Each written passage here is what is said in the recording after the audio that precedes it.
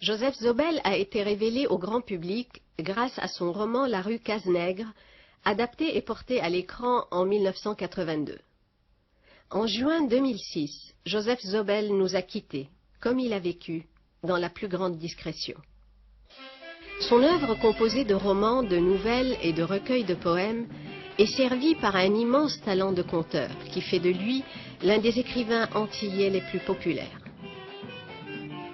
Joseph Zobel est né en 1915 à Rivière-Salée, en Martinique, dans une famille de travailleurs des champs de canne dans les plantations. Diabla, son premier roman, est publié en 1942.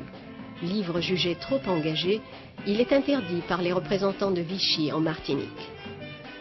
En 1946, Joseph Zobel arrive à Paris et s'installe à Fontainebleau, où il intègre un poste dans l'enseignement au lycée François Ier. Puis il part à Dakar, rejoint la radio sénégalaise, où il dirige et anime plusieurs émissions culturelles. Joseph Zobel vivait dans le sud de la France, où nous l'avions rencontré, et où il aimait partager son temps entre l'écriture, la sculpture et une passion pour l'art floral japonais. Si Joseph Zobel a merveilleusement raconté la vie rurale et la nostalgie de la Martinique, c'est probablement grâce à un personnage central qui a joué un rôle déterminant dans son existence, sa grand-mère. José, tu vois comme la case est propre. Tes vêtements pas salis. Ça fait moins façon, ça, hein? Bon.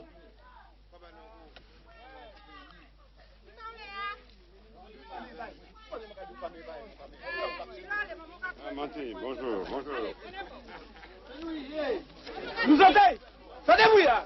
Vous êtes capolé, on fait. Ma grand-mère avait, pour ainsi dire,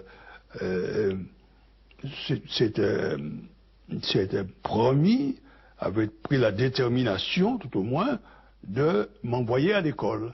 Alors que, dans la plantation où nous vivions, eh bien, ce n'était même pas en usage d'envoyer les enfants à l'école. Les travailleurs étaient sur la plantation et travaillaient comme j'ai expliqué, comme je l'ai refrété, comme je l'ai raconté dans la rue Cazenègre. Et leurs enfants, quand ils avaient un certain âge, quand ils pouvaient tenir un outil ou même se tenir au soleil dans un champ de canne, et plus ou moins éloignés d'eux, ils allaient aussi travailler à la plantation. Tandis que ma grand-mère n'a jamais admis ce parcours, ce système. Dès que quelqu'un avait été à l'école un certain temps et savait lire et écrire, c'est-à-dire n'était pas tout à fait analphabète, eh bien déjà il n'avait pas la même vie que quelqu'un qui n'avait pas du tout été à l'école. Quelqu'un qui n'avait pas été à l'école était à la merci de je ne sais quel destin de malédiction. Le lycée Schellcher, à l'époque, c'était le lycée des bourgeois ou des petits bourgeois de la Martinique, de Fort-de-France en particulier, mais de la Martinique.